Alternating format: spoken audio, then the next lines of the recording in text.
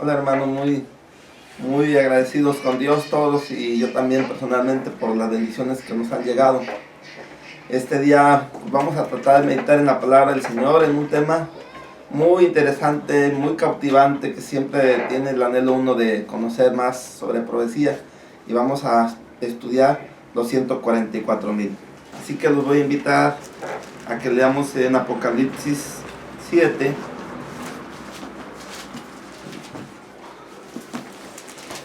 Del versículo 1 hasta el versículo 4.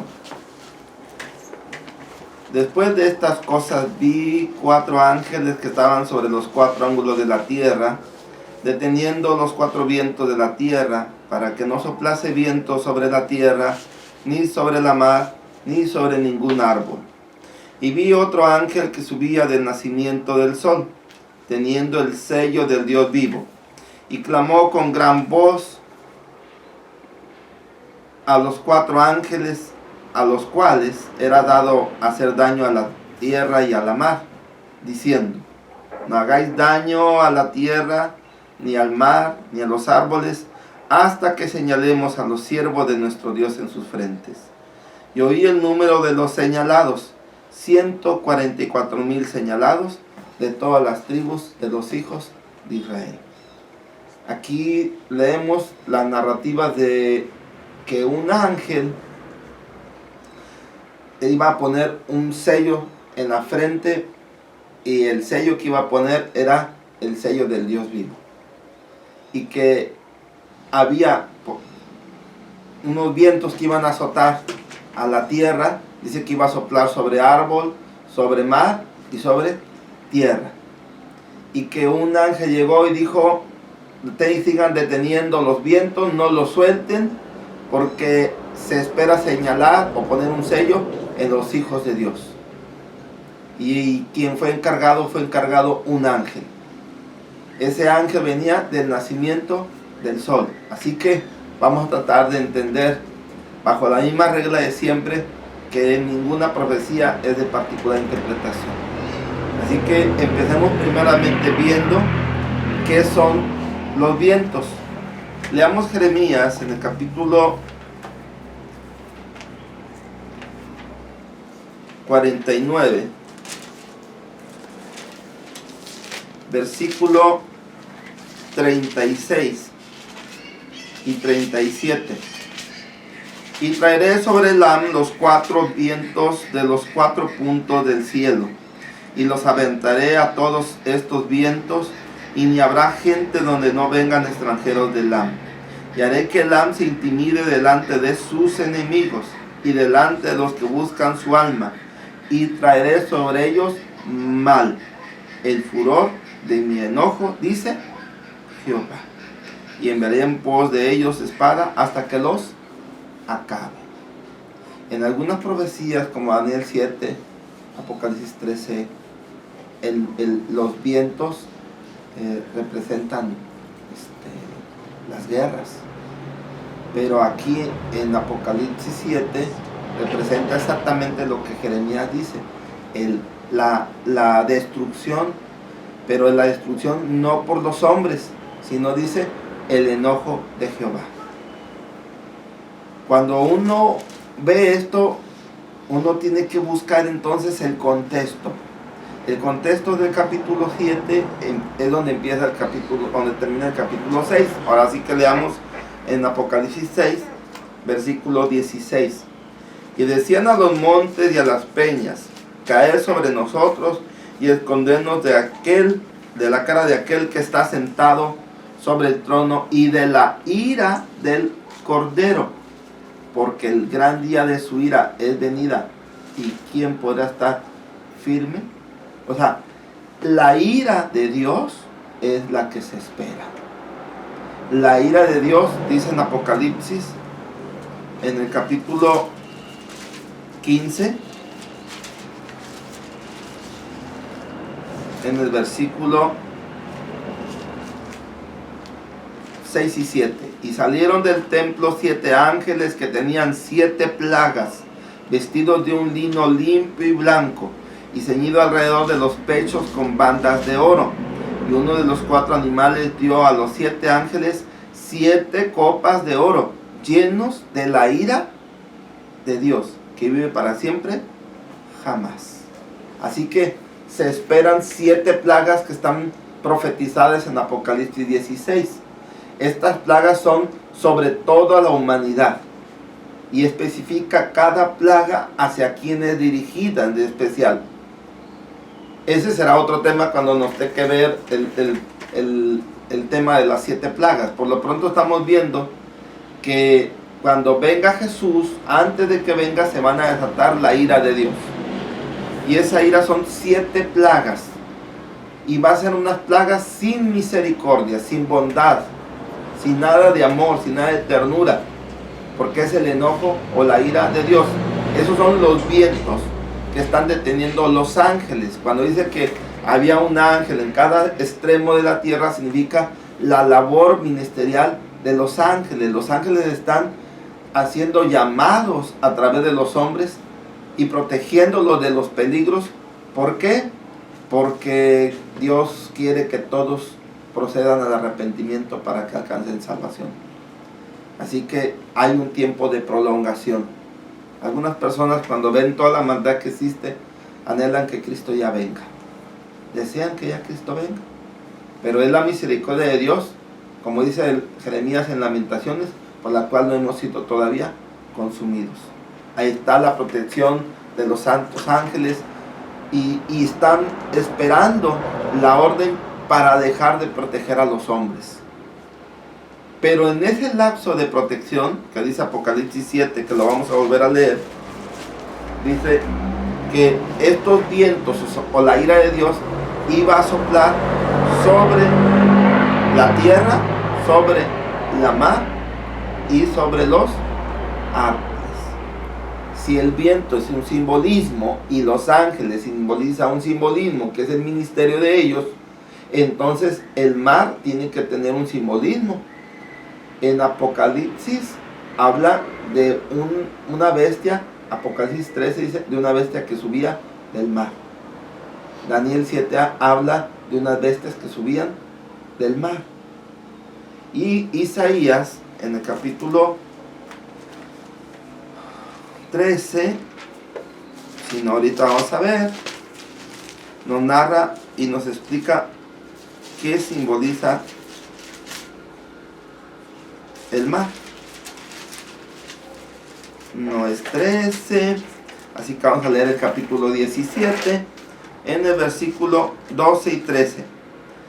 Hay multitud de muchos pueblos que harán ruido como estruendo de la mar, y murmullo de naciones harán alboroto como murmullo de muchas aguas. Los pueblos harán estrépito a manera de ruido de grandes aguas, mas Dios las reprenderá y huirá lejos. Así que estamos leyendo que el mar representan gentes, pueblos.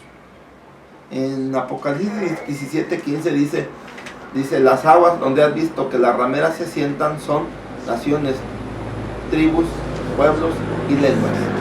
Así que mar es lo mismo, representa exactamente lo mismo. Entonces, ¿pero quién es el mar? Leamos Apocalipsis.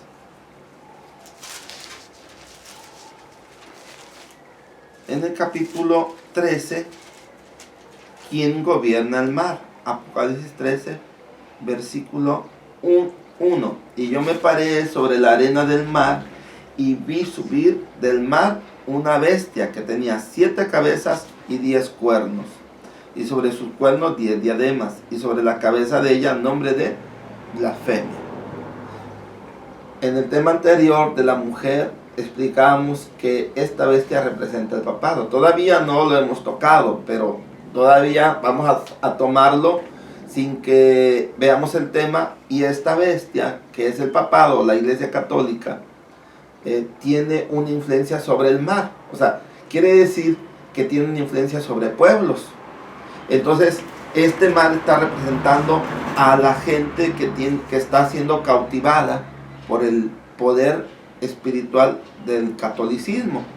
Pero no tan solo representa el catolicismo. Leamos lo que dice Daniel 7 ¿quiénes más tienen influencia sobre el mar?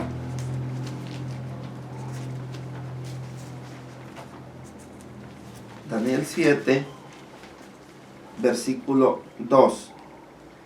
Y habló Daniel y dijo: veía yo en la visión de noche, y aquí que los 4 vientos del cielo combatían en la gran mar, y 4 bestias grandes, diferentes la una de la otra, subían de la mar. Ahora el versículo 17. Estas grandes bestias, las cuales son 4 reyes son, que se levantarán en la tierra. El mar primeramente fue dominado, o sea, las gentes fueron dominadas por 4 imperios mundiales. El primer imperio mundial representado como un león se llama Babilonia. El segundo imperio mundial representado como un oso es Media y Persia, Irán, Irak hoy. Después aparece en escena un leopardo o tigre que representa el imperio de Grecia o el imperio greco. Y después aparece una bestia espantosa que representa el imperio romano. Y el imperio romano le dio un poder secundario que después se volvió principal al cristianismo, cuando fundó una iglesia llamada Iglesia Católica Apostólica Romana. Cuando aparentemente el primer emperador romano cristiano fue el rey Constantino, y de ahí hizo el proceso para dejar de ser un imperio pagano a ser un imperio cristiano.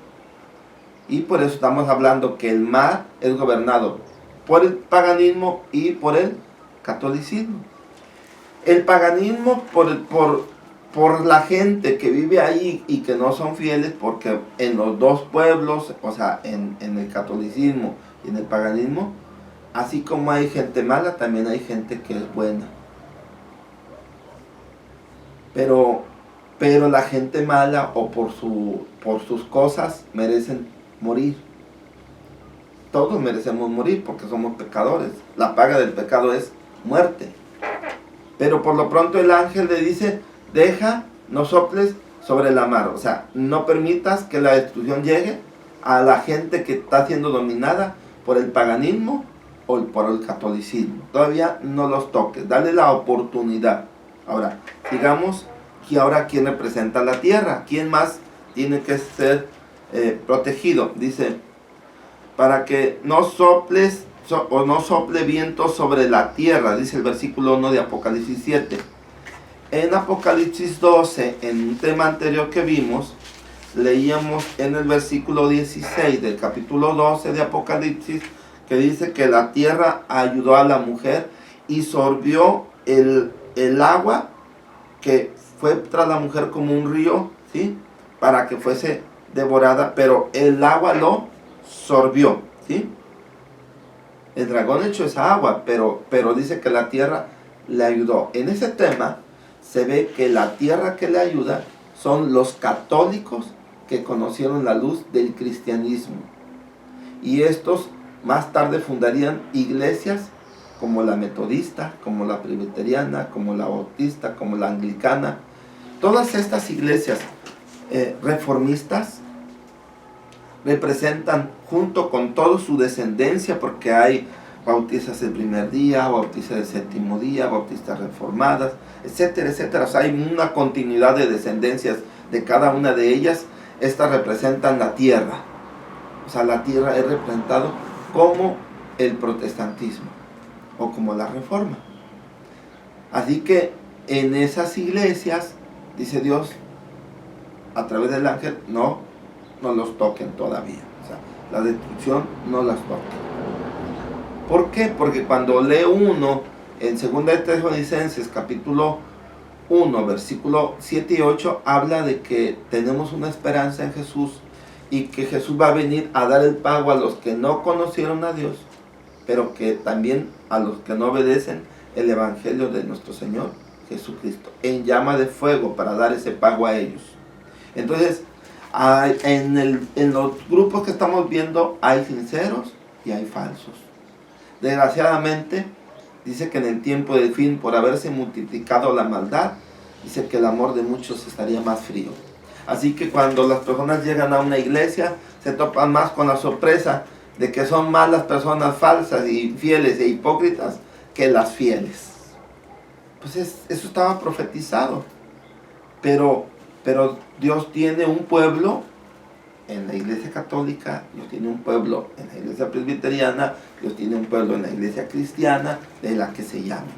Y también tiene un pueblo en el paganismo, en gente que no conoce nada de la cristiandad, también tiene un pueblo ahí. Estamos hablando de un pueblo, no de una iglesia. En Apocalipsis 12 hablamos de una iglesia, no de un pueblo. Ahora estamos hablando de un pueblo. Este pueblo no merece ser destruido.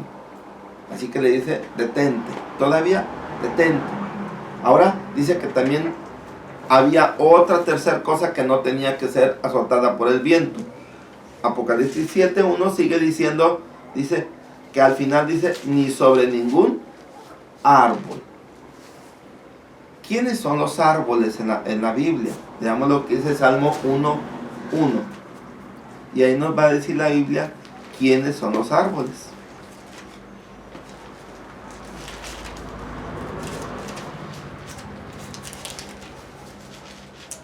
Bienaventurado el varón que no anduvo en consejo de malos, ni estuvo en camino de pecadores, ni en silla de escarnecedores se ha sentado. Antes, en la ley de Jehová está su delicia, y en su ley medita en ella día y noche. Y será como el árbol plantado en arroyos de aguas, que da su fruto en su tiempo y su hoja no cae. Así que ya está explicando que los que exaltan la ley de Dios, los que la obedecen, estos son los árboles. La gran mayoría, el 98% de las religiones, creen que la ley ya no es válida. Ya no es válida o en su totalidad, o cuando menos en el día de reposo. Para algunos el sábado ya dejó de existir. Y ahora es el domingo, invalidando así la ley de Dios. Pero hay unos pequeños 2% de las religiones que son sabáticas, que guardan la ley de Dios, que la obedecen, y estos le llaman árboles.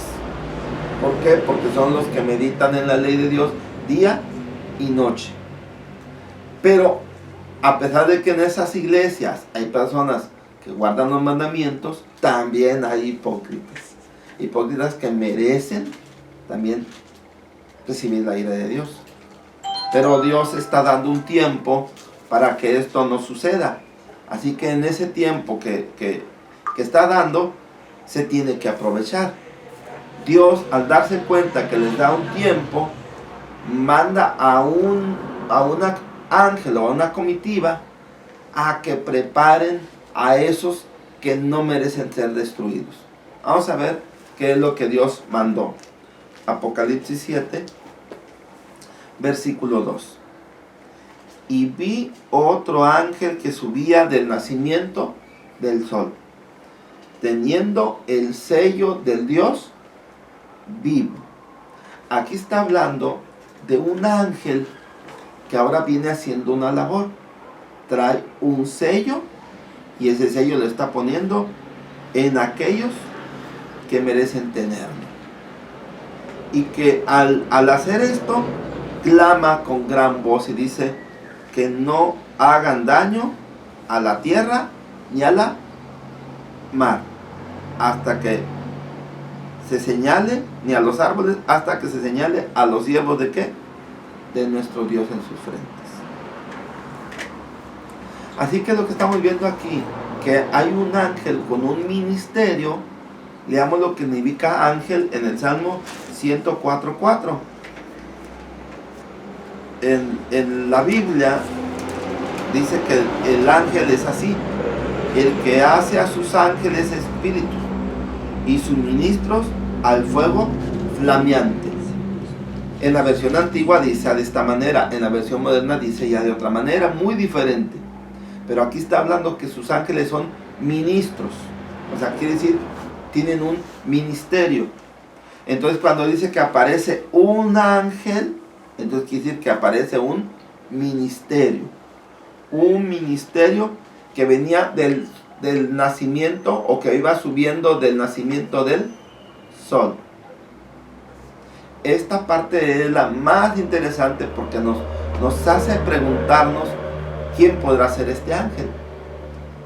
Este ángel tiene el deber de poner un sello, pero el detalle es que debe de subir del nacimiento del sol. Cuando uno se queda pensando qué podría ser el nacimiento del sol, pues uno podría decir esto y esto y esto y esto. Pero recordemos que la regla bíblica es: ninguna profecía es de particular interpretación.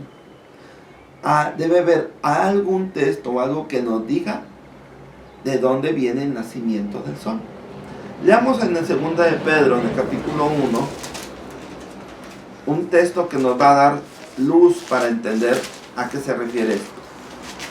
2 de Pedro, capítulo 1, versículo 17.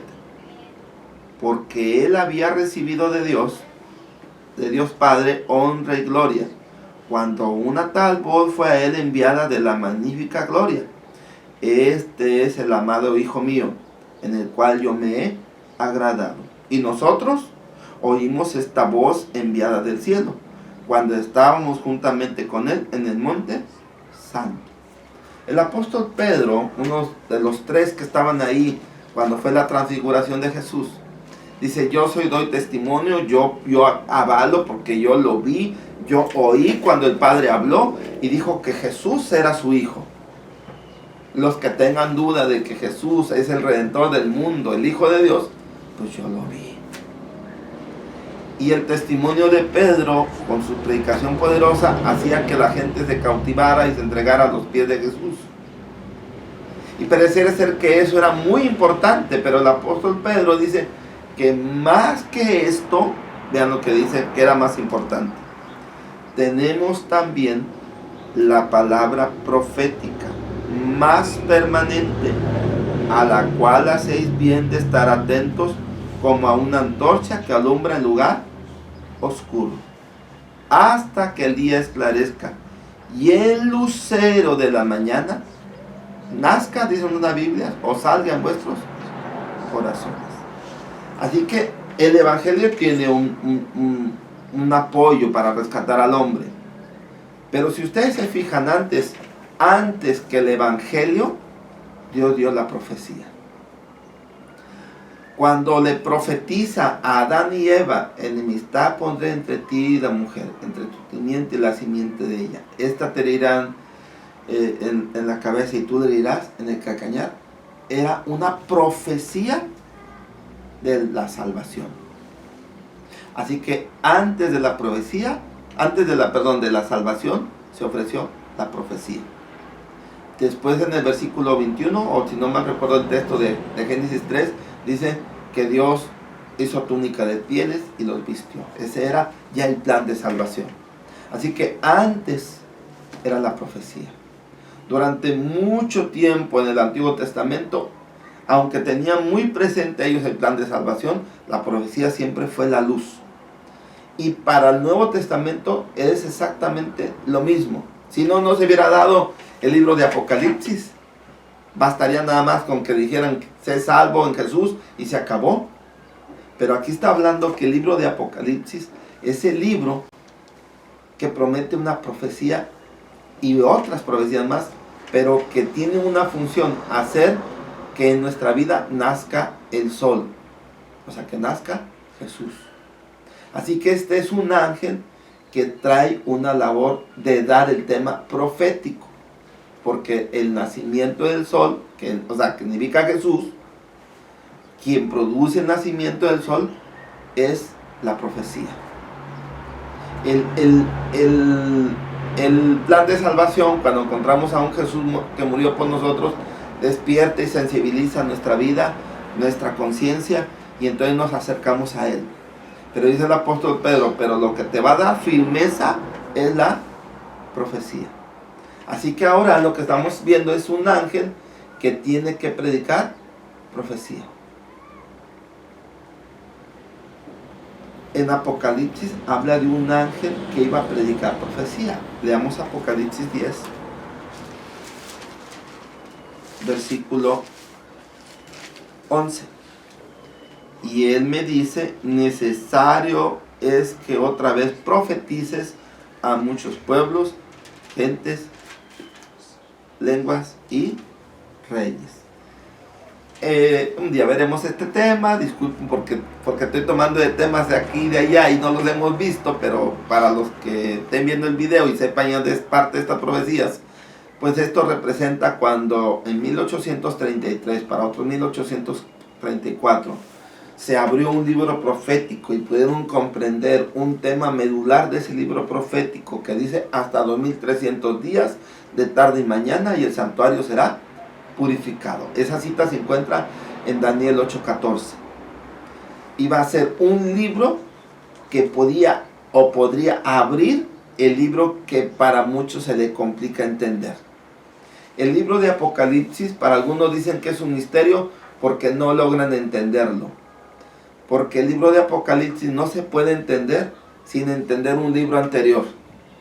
El libro anterior se llama el libro de Daniel. En Daniel 12:4 le dicen una orden a Daniel. Tú, empero Daniel, sella las palabras, cierra el libro hasta el tiempo del fin. Pasarán muchos y se multiplicará la ciencia. Hasta el tiempo del fin sí va a poder entender el libro de Daniel. Y la parte medular del libro de Daniel es Daniel 8:14. La profecía más principal de todo el libro es esa. Y a un ministerio se le permitió este mensaje entenderlo. Y cuando lo entendió, retomó el tema del santuario. ¿Por qué? Porque el tema olvidado a través de las edades de la cristiandad fue el tema del santuario. En la era primitiva el santuario era un tema que ligaban al plan de salvación. Si venía un gentil, le trataban el tema del santuario. Si venía un judío, le trataban el tema del santuario. Para que entendieran que el Mesías era Jesús. Que el Cordero era Jesús. ¿Sí? Y que Jesús después de ahí iba a ministrar en un santuario celestial. Por eso en Apocalipsis 1, 2 y 13 encontramos a Jesús en el santuario celestial. O sea, esa era la predicación. Pero cuando vinieron después de la muerte de los apóstoles, las nuevas generaciones, ese tema se empezó a olvidar. Pero se había profetizado que cuando llegara los 2300 días de tarde y mañana a su fin y el santuario empezara a ser purificado, Dios tenía que anunciarlo. ¿Por qué tenía que anunciarlo? Porque en el periodo profético y en el santuario encontramos que el día de la expiación se tenía que anunciar con 10 días de anticipación y se tocaban unas trompetas el primero del mes del séptimo mes. Se tocaban unas trompetas y esas trompetas anunciaban que se tenían que preparar porque a los 10 días venía el día de la expiación. Para muchos en 1834 empieza la predicación de este ángel de Apocalipsis 10 y anuncia, ellos bajo un error que está profetizado ahí, entendieron que era la venida de Jesús, pero después le dice Dios, es necesario es que otra vez profetices. Quiere decir que retomes el tema, que te ubiques y que entiendas que la predicación es que Cristo pasó del lugar santo al lugar santísimo, que hay un santuario celestial. Este es el ángel que está poniendo un sello. ¿Por qué? Apocalipsis 14:6. Veamos cuál es ese ángel. Este ángel que estamos viendo es el que anunció. No lo confundamos, este apenas anunció, el de los 10 días de la trompeta, el de los 10 años antes. Y cuando llega el momento exacto de 1844, cuando Cristo pasa del lugar santo al lugar santísimo, aparece el ministerio que tiene que poner un sello.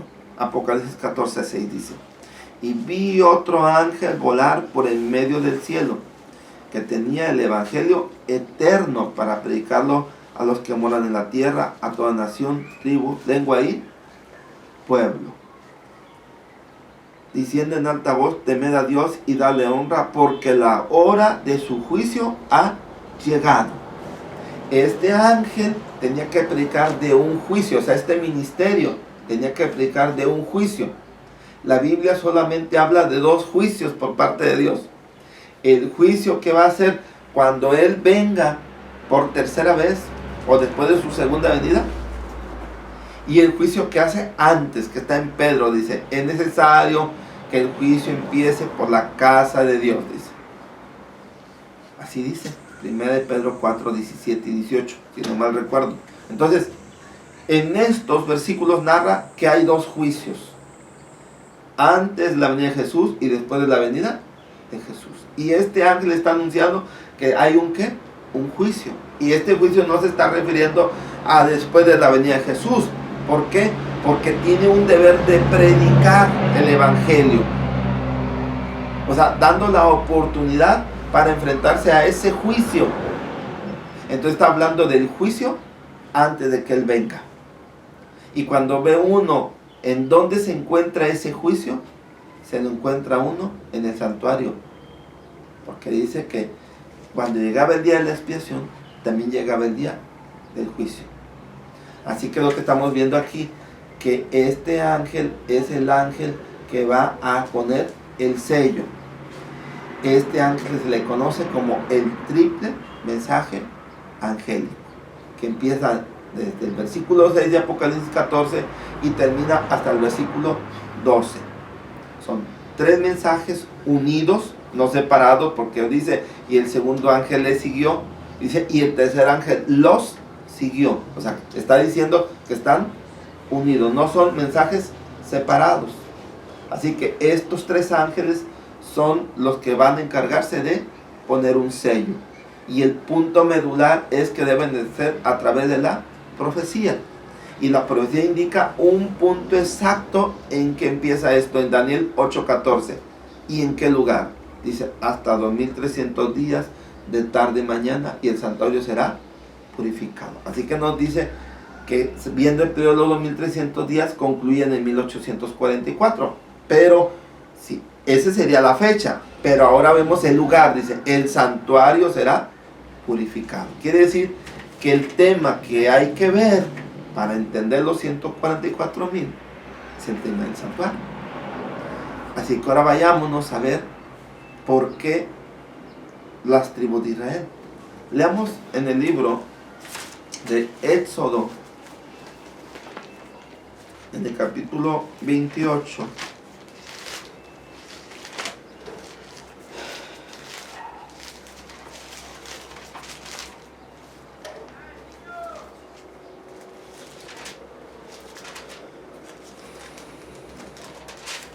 Versículo 29 dice, y llevará Aarón los nombres de los hijos de Israel en el racional de juicio sobre su corazón cuando entrare en el santuario para memoria delante de Jehová continuamente. Cuando el sumo pontífice se ponía sus túnicas del pontífice, de ser un santo pontífice, él entre sus cosas que tenía se ponía un pectoral con 12 piedras. Cada piedra abajo tenía el nombre de una tribu de Israel y significaba que él los llevaba en su corazón y que ahora se los iba a enfrentar con el arca que representaba el trono del Padre, que representaba al Padre, y que los iba a juzgar y a condenar, ¿sí? Y que para poderlos condenar o juzgar, dentro del arca había 3 cosas que iban a reprocharles o a juzgarlos: la vara de Aarón, el maná y las tablas de la ley. Entonces, ¿por qué esas 12 tribus? ¿Por qué habla de esas tribus? ¿Por qué no habló de la plenitud de los gentiles? Porque está hablando aquí de un grupo que Dios les llama, sí, los gentiles también se llaman israelitas, pero aquí está hablando de un grupo que por el conocimiento de este tema son puestos aparte. Ahorita vamos a ver por qué. Por lo pronto lo que estamos viendo aquí es el momento exacto en que empieza el juicio y que en el santuario terrenal, el día de la expiación, había 2 grupos guardando el día de la expiación. De la expiación. Veamos quiénes son.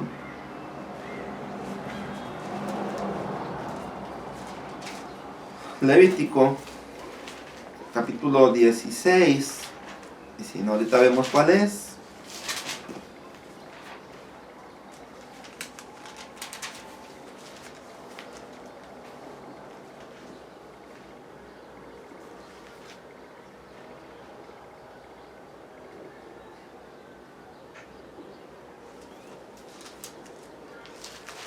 Sí, permítanme, que ya me emocioné aquí viendo otra cosa.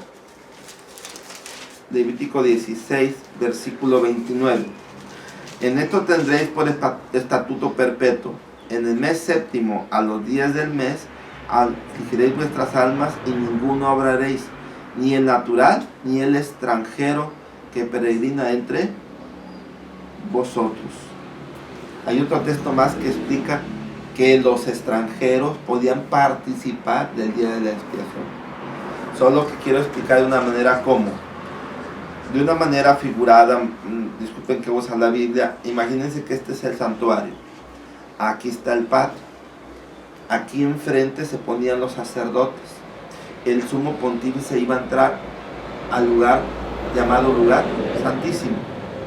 Aquí había una especie de cerca y 3 tribus estaban de cada lado. 3 tribus de Israel, 3 tribus de Israel, 3 tribus de Israel y 3 tribus de Israel, a tal manera que fueran 12 tribus.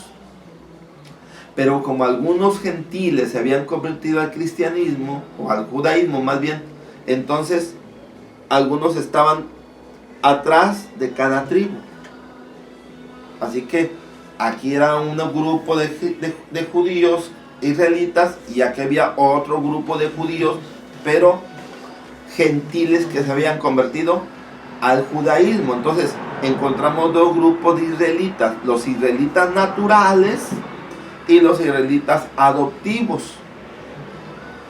Y estos israelitas adoptivos eran también presentados bajo el sacrificio del macho cabrío para ser perdonados sus pecados.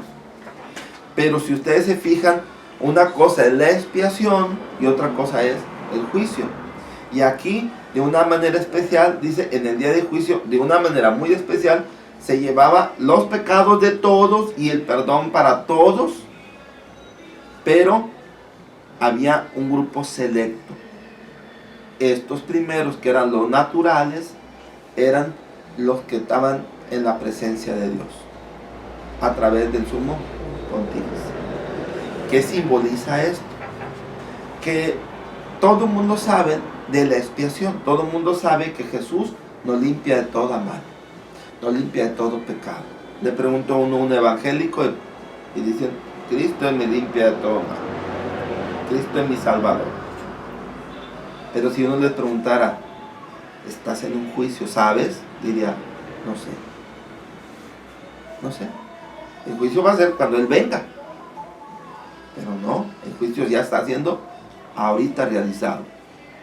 Si le dijeran a uno a otra denominación o a alguien no cristiano y le dijera a uno, ¿tú crees en Dios y crees que Dios te puede perdonar? Diría, sí, Dios me perdona. Yo creo que Dios me va a perdonar y que si es su voluntad, un día viviré eternamente. Pero si le dice a uno, ¿y sabes tú que estás en un juicio? ¿Sabes dónde está Jesús ahorita? Quizás ambos dirían, está en el tercer cielo. Otros dirían, está a la diestra de Dios Padre. Pero no sabrían exactamente en qué lugar, desde cuándo están oficiándose de esa manera. Solo a los del ministerio que tiene que poner el sello, solamente a ellos se les ha permitido saber en qué lugar está Jesús. Estos son los que están alrededor del santuario, de una manera simbólica en el día de la expiación. Estos son los que tienen derecho a un sello. Este sello es muy diferente al sello, más bien vamos a leerlo, Efesios 1, y nos dice los sellos que existen. Efesios 1,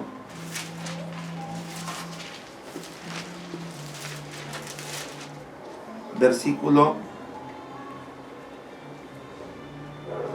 13, en el cual esperáis también vosotros, en oyendo la palabra de verdad, el evangelio de nuestra salvación, en el cual también desde que creíste fuiste sellados con el Espíritu Santo de la promesa. Aquí habla de un sellamiento desde el momento en que uno cree. ¿Sí? Es un sellamiento en el momento que uno ¿qué? Crea. Pero aquí no está diciendo que eres salvo. Es un sellamiento de promesa. Pero leamos ahora el versículo 30 del capítulo 4, lo que dice aquí: y no contristéis al Espíritu Santo de Dios, con el cual seréis sellados hasta el día de la redención. Hay un sello que permite que una persona sea salva. Ese sello el Espíritu Santo se lo da a los obedientes, no tan solo a los que creen. Por eso dice: no contristéis al Espíritu Santo. Quiere decir que tienes que ser obediente, no tan solo decir creo, sino tienes que obedecer. Así que aquí ya encontramos los dos sellos, ¿sí?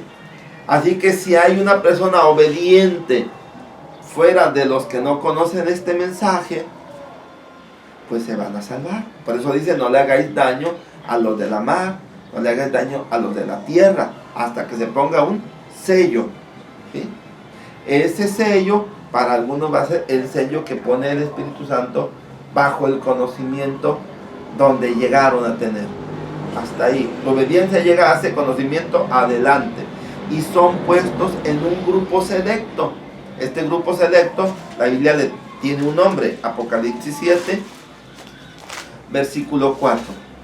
Después de estas cosas miré, y aquí una grande compañía, la cual ninguno podía contar, de todas gentes, linajes, pueblos y lenguas, que estaban delante del trono y en la presencia del Cordero, vestidos de ropas blancas y palmas en sus manos. Este tipo de gente son los israelitas espirituales que habla Romanos 2, 28 y 29, y que el Espíritu Santo los selló de acuerdo a su luz, a su conocimiento, ¿sí? Cuando en el santuario terrenal se permitía llevar la ofrenda del macho cabrío que cubría las faltas de los israelitas naturales y de los convertidos al judaísmo, que serían israelitas espirituales, llamándolo de esta manera, el macho cabrío cubría todo, pero en su corazón estaba especialmente nada más para las 12 tribus, ¿sí? Como algo especial. Entonces aquí está hablando que aunque van a ser salvos todos, ¿sí? Porque aquí está hablando de la salvación, una grande compañía que se le reconoce como la gran multitud o la gran muchedumbre, que esta gran muchedumbre abarca desde Adán hasta el tiempo del fin, del tiempo de gracia. Hasta ahí abarca la gran muchedumbre. Son los que han tenido una luz muy diferente, pero han sido obedientes, quizás contaminada, quizás adulterada, quizás entenebrecida, pero han sido fieles, han creído y han obedecido esa luz aun cuando esté torcida. Pero, viene el pero, Dios sabe que tiene un pueblo que sabe exactamente dónde está y qué está haciendo. Cuando hablamos de un judío natural, estamos hablando de personas en su tiempo que de nacimiento les iban explicando todo el tema del santuario, de su nacimiento, desde que eran ¿qué? Chiquitos. Entonces aquí está hablando de algunos que han conocido la luz del tema del santuario, ¿sí? Y que a través de eso son incorporados a ponerse un sello en ellos. Pero lógico, dijo: no hagáis daño a los árboles porque también hay hipócritas, porque también hay falsos. Algunos no merecen, a pesar del conocimiento que tienen, ser sellados con el sello. Porque este sello es un sello que pone el Dios, ¿sí? A través del Espíritu Santo. Pero como mandó un ángel, ahora veamos quién pone ese sello. Según el versículo dice, lo pone ¿qué? El ángel. Sabemos que todos los va a poner el Espíritu Santo, pero aquí dice, el sello lo va a poner el ángel. Ahora vemos Ezequiel, ¿quién dice ahí que pone el sello? Ezequiel 9.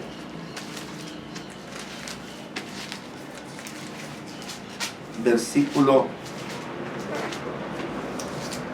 4, dice, y le dijo, bueno, del 3, y la gloria del Dios de Israel se alzó de sobre el querubín sobre el cual había estado el umbral de la casa, y llamó Jehová al varón vestido de lienzos que tenía en su cintura la escribanía de escribano, y le dijo Jehová, pasa por en medio de la ciudad, por en medio de Jerusalén, y pon una señal en la frente a los hombres que gimen y que claman a causa de todas las abominaciones que se hacen en medio de ella. Dice, un escribano. Cuando uno oye la palabra escribano, dice uno escriba, ¿verdad? Y en el tiempo de Jesús, los escribas eran los eruditos de la ley. Entonces aquí está hablando que son un ministerio que tiene como erudición la ley. Por eso lean ustedes Apocalipsis 14:12. Dice, aquí está la paciencia de los santos. Aquí están los que guardan los mandamientos de Dios. Por eso estamos hablando del escriba, ¿sí? Quiere decir que el ministerio exalta la ley de Dios y exalta el tema del santuario. ¿Por qué tiene que exaltar la ley de Dios? Porque no existiera santuario si no existiera la ley. Si la ley no reclamara la muerte del pecador, no existiría santuario. No hubiera existido el Cordero, que dice en Apocalipsis 13:8, que fue muerto desde antes de la fundación del mundo, el Cordero de Dios. O sea, no existiría. Pero existe el tema del santuario por consecuencia de la exigencia de la ley. Así que los escribas que hablan aquí, el ministerio que habla aquí, es un ministerio que habla del santuario y habla de la ley de Dios. En el santuario se encuentra el plan de salvación, en la ley, la exigencia del gobierno de Dios. Juntos. Entonces este ministerio, dice, los escribas van a poner una señal en los que obedezcan la ley de Dios. En la ley de Dios hay un mandamiento que le da valor a la ley. Todas las leyes, todas las actas tienen que tener una firma, un sello y quién lo está editando o quién está dando el edicto. Cuando uno ve los 10 mandamientos, el único mandamiento que marca un sello es el cuarto mandamiento, porque dice que es Jehová el que lo da, porque dice que es creador y porque dice que es el gobernante de todos los cielos y la tierra. Entonces, ese es el sello de la ley. Y ese sello de la ley es el que permite la entrada a poder ser sellados con el sello de este ángel. Es un sello para distinguir de los que van a entrar a la gran muchedumbre y de los que van a entrar a los 144,000. Nada más que quiero aclarar que los que entren bajo este conocimiento a los 144,000 ya la hicieron, pero los que no entren en ese lugar ya no pueden entrar en otro, ya no lo van a entrar. ¿Por qué? Porque está marcado de esta manera. Leamos Levíticos en el capítulo 23.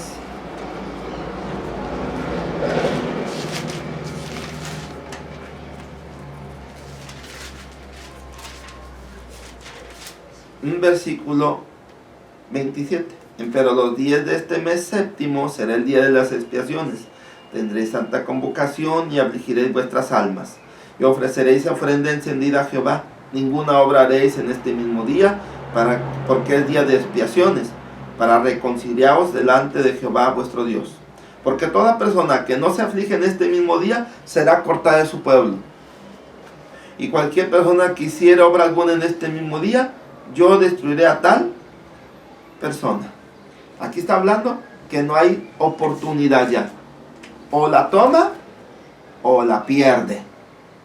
Entonces, los que conozcan el triple mensaje angélico o se salvan bajo esta luz o se pierden bajo esta luz. Igual como los que entran en la gran muchedumbre, o se salvan por la luz errada que tienen, o se pierden por la luz errada que tienen. No pueden entrar en otro grupo, no existe. Cada grupo se salva por el conocimiento de la luz que tiene y su obediencia y su entrega a Jesús. Así que no hay ninguna injusticia de parte de Dios, porque también aquellos o se salvan o se pierden. Pero los que conocen esta luz, el ángel le está diciendo: voy a observarte si realmente guardas los mandamientos de Dios, si estás guardando el día del Señor, ¿cómo es? Porque algunos guardan el Señor y piensan que van a ser sellados, pero no lo guardan más que en la letra, no en el espíritu. Y el apóstol Pablo dice que la letra mata, pero el espíritu vivifica. Así que se debe de guardar en espíritu. El espíritu quiere decir más allá de lo que nosotros creemos que debe guardarse un sábado. Debe ser, como dice Isaías, que nos lleve a la gloria de Dios, sobre las alturas, dice.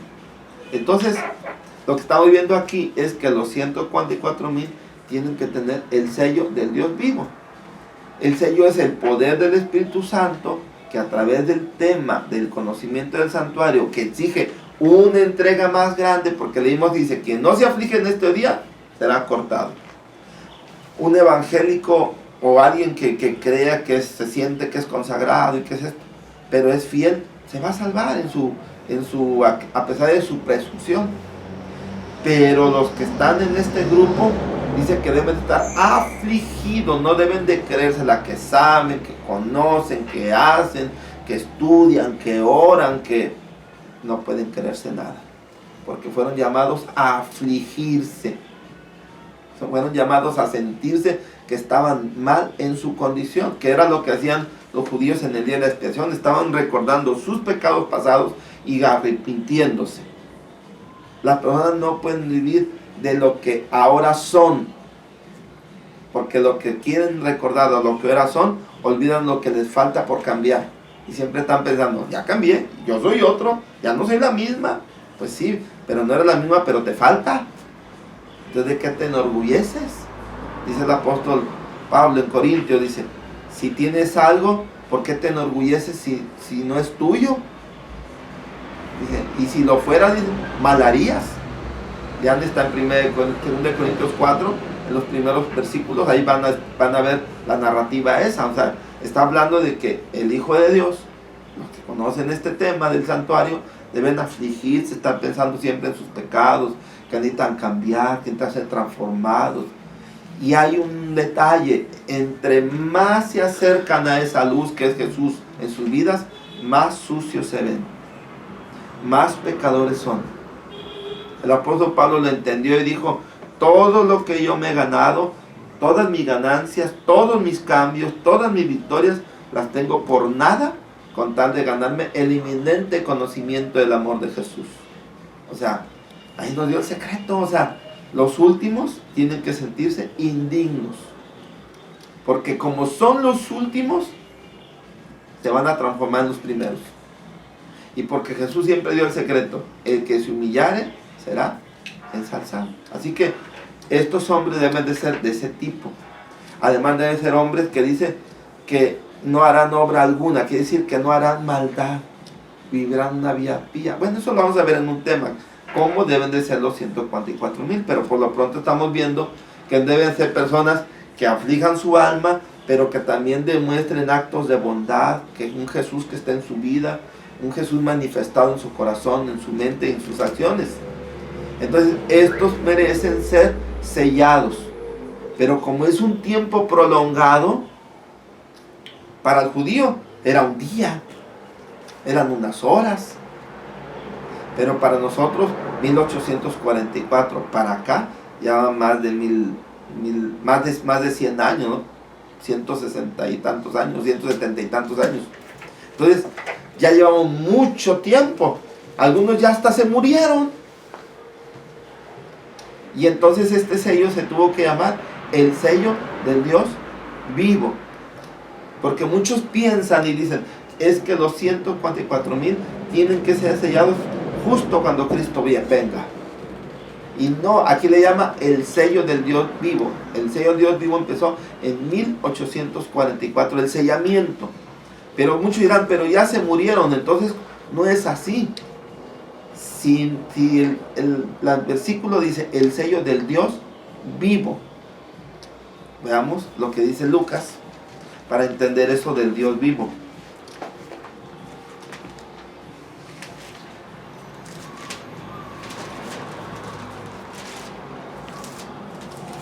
Lucas capítulo 20, versículo 34. Entonces respondiendo Jesús le dijo, los hijos de este siglo se casan y son dados en casamiento, mas los que fueron tenidos por dignos de aquel siglo y de la resurrección de los muertos no se casan ni son dados en casamiento, porque no pueden ya más morir, porque son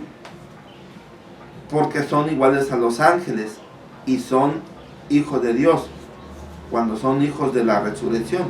Y los muertos, que los muertos se han de resucitar, aún Moisés le enseñó en el pasaje de la zarza, cuando llama al Señor Dios de Abraham, Dios de Isaac y Dios de Jacob, porque Dios no es Dios de muertos, más de vivos, porque todos viven en Él. Así que los que están muertos, aunque estén muertos, están vivos. ¿Sí?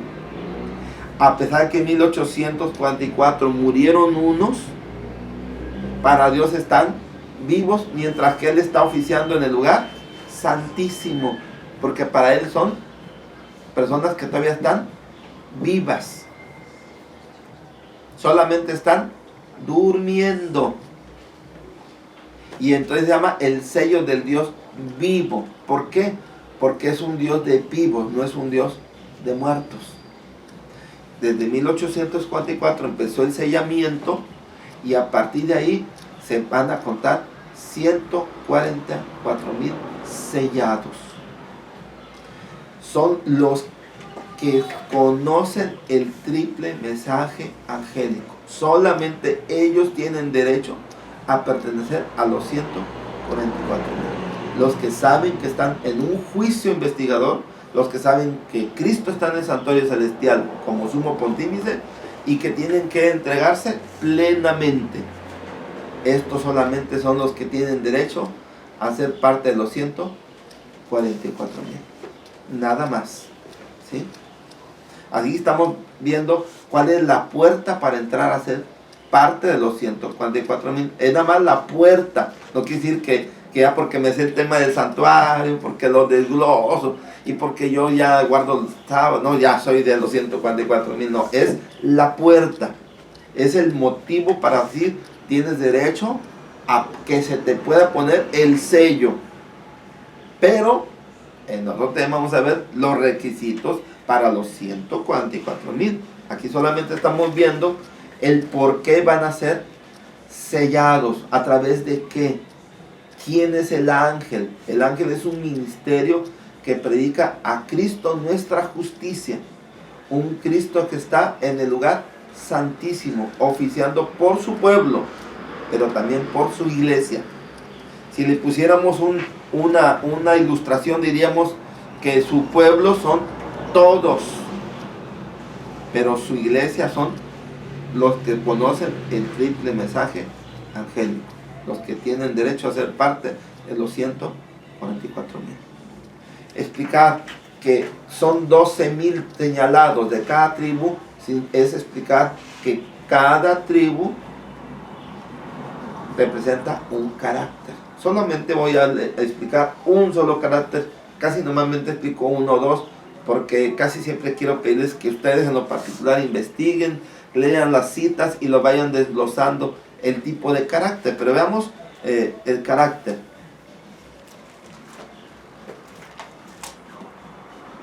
Leamos Génesis 49.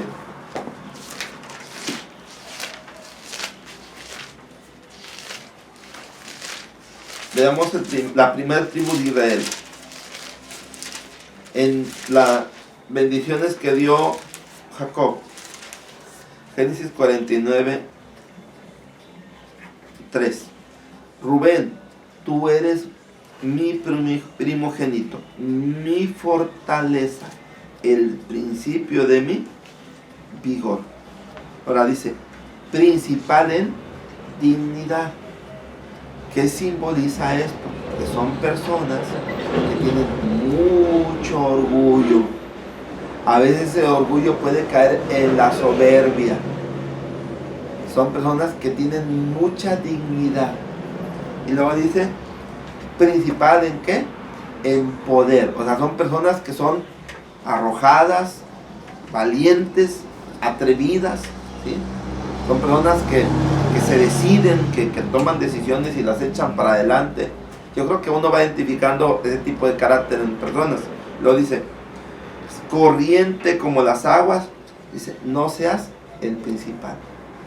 Dice que es corriente, alguna era que corriente así que de como carácter, lo que sea, pero corrientes como las aguas significa, cuando un agua trae corriente se lleva palos, se lleva piedras, se lleva lo que sea en su carrera. Quiere decir que son personas que no les interesa a quién pisoteen, a quién hagan a un lado, a quién humillen.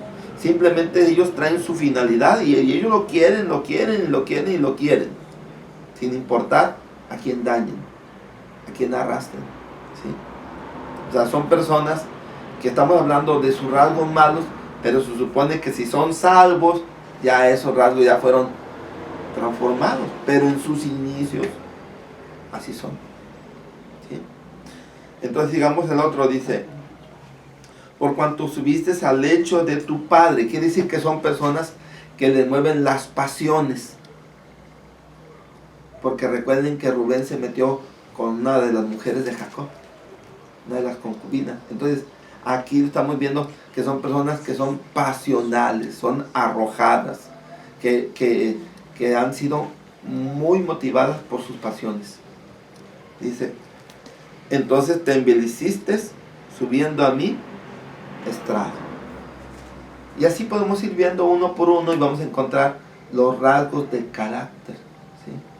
Que son rasgos de carácter que fueron malos o buenas cosas que tuvieron, pero que el Espíritu Santo los trabajó, los amoldó a tal manera que van a ser muy semejantes a Jesús.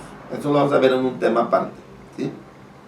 Pero por lo pronto son personas que están alrededor del santuario, que conocen realmente el tema del santuario, porque desde chicos se les enseñó. Quiere decir que son personas que llegan al conocimiento a través de un ministerio y se meten y se empapan de tanto ese conocimiento del santuario que es ignorado por los que son extranjeros, por los que van a tener derecho a ser de la gran multitud o de la gran muchedumbre. Así que ya quedó respondida la pregunta, ¿quiénes son los que pueden ser de los 144,000? Los que pertenezcan al conocimiento del triple mensaje angélico, lo vivan, se humillen, se sientan dignos, que abran su puerta a Jesús de su corazón, la mente a la mente del Señor, ¿sí? Y que permitan la obediencia a la ley de Dios, y principalmente, dice el versículo 12 del capítulo 14, y que tengan la fe de Jesús. Nada fácil, nada sencillo, pero es la meta para los que van a ser sellados. Así que los 144,000 no son un grupo que emerge en el final de la historia de este mundo, cuando va a venir Jesús. No, esos vienen desde 1844. Algunos ya descendieron, algunos ya murieron, pero fueron sellados por el sello del Dios vivo, ¿sí? Para ser participantes de ser los 144,000. Efesios 4:30 entendimos que es el sellamiento para pertenecer a la salvación, pero no a ese grupo, ¿sí? Entonces, en otro tema, queridos hermanos, vamos a ver ¿quiénes son realmente los 144,000? ¿Cuáles son sus características? ¿Qué tienen que obedecer? ¿Qué tiene que haber en sus vidas? ¿Qué tiene que haber en su mente? ¿O qué tiene que haber en su corazón? Es un tema muy aparte. ¿Qué privilegios van a gozar después de tanto sacrificio, de tanto esfuerzo, de tanta mutilación espiritual, anulando la carne en ellos, el efecto de su carne, a través del poder del Espíritu Santo? Pues van a tener un pago especial. Todo eso lo vamos a ver en un tema. Pero por lo pronto, preparémonos, entreguemos nuestro corazón, entendamos que los 144,000 tenemos la posibilidad de poder pertenecer a ellos, y los sigo invitando para que sigamos viendo los videos que vamos a estar mandando constantemente. Ahorita fueron los 144,000, a lo mejor en el otro tema van a ver ustedes la iglesia Apocalipsis 17 o leamos realmente Apocalipsis 13, estudiemos. No sé, vamos a estar mandando los temas así, y ustedes con sus amistades, con aquellos seres queridos, pues que quieran que conozcan estos temas, pues convívanlos, particípenselos, háganselos saber, díganles dónde está el YouTube. Nuestro propósito es nada más que la palabra del Señor sea enseñada, que llegue a los corazones de las personas, que llegue a la mente de las personas, que tengan esa oportunidad de ser abiertos sus ojos para que puedan entender, pues a veces las cosas que no percibimos o que no entendemos, ¿ah? Y un saludo, un abrazo de mis hermanos que aquí me acompañan también en la grabación, y los esperamos para la próxima. Que Dios los bendiga. Amén.